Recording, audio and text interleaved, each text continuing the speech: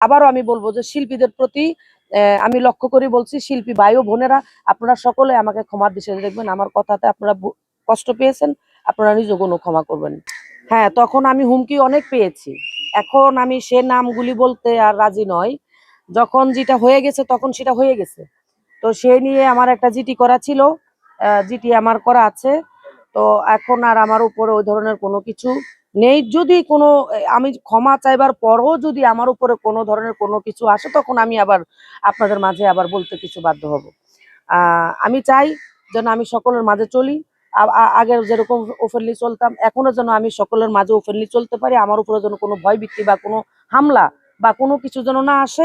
আমাকে কেউ বাধ্য করে নেই, আমি মন থেকেই, যেহেতু আমার বাউলরা কষ্ট পাইছে মানে আমিও কষ্ট পাইছি। আমার মুখ থেকে কথাটা বেরিয়ে আসছে রাগে বা ক্ষোভে বা মনের কষ্টে। আমার যখন দেওয়ালে পিঠ থেকে যায়, একদিকে আমার নামের প্রবলেম, হাসিনা সরকার ছিলেন দেশের প্রধানমন্ত্রী, আর আমি হলাম বাউল শিল্পী হাসিনা সরকার। তাহলে আমার নামটার কারণে আমাকে স্টেজ থেকে নামাইয়া দেওয়া হচ্ছে, আমাকে গান দিচ্ছে না, আমার বিপরীতে অন্য শিল্পী নিচ্ছে। তাহলে আমার সংসার চলে কি করে? আমি কি করে আমি ঘর ভাড়া দিব? আমি কি করে আমি খাবো? আমি কি করে আমার ছেলের সন্তানকে লেখাপড়া করাবো? তখন আমার জায়গায় যদি অন্য কেউ থাকতো, তখন এই কাজটা কিন্তু সেও করতো। আমার পেটে যদি আমার খাবার যদি আপনি কেড়ে নেন, তখন আপনি তাকে বলবেন না, তুই আমার খাবার কেড়ে নেস কেন? অবশ্যই সেখানে একটা দ্বিধাদ্বন্দ্ব হইতো। তাহলে এটা আমার আমার জায়গায় অন্য কেউ হলে সেটাও করতো।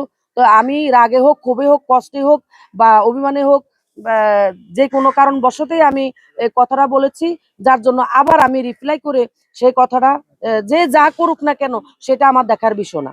আমি দেখবো না, আমি দেখবো আর শুনবো, চুপ থাকবো, কোনো কিছু বলবো না। কারণ ওই কথা বলার পর এই পর্যন্ত কোনো স্টেজে উঠেছেন কিনা বা গান গিয়েছেন কিনা, আপনাকে নেয়নি, এরকম কোনো ঘটনা ঘটেছে কিনা? না, ওই কথা বলার পরে এমন কোন স্টেজ আমি একটা আমার মামার বাড়ির একটা অনুষ্ঠান করছিলাম, আর আরেকটা হলো আমার ভক্ত ছেলের বাড়িতে অনুষ্ঠান করছিল। ওটা কোনো অত বড় অনুষ্ঠান না, একটা অনুষ্ঠানে শুধু আমি বড় করছিলাম। আর কোনো স্টেজ প্রোগ্রাম আমি আজও পর্যন্ত আমি করতে পারিনি। তো আমি সারা বিশ্বের মানুষকে বলবো, জনগণকে বলবো, দেখেন, শেখ হাসিনা প্রধানমন্ত্রী, তার নামের জন্য একজন বাউল শিল্পী হাসিনা সরকারকে আপনারা ডিনাই করবেন বা তাকে স্টেজ থেকে নামাই দিবেন, এটা আমাদের মুসলমানের কাম্য নয়।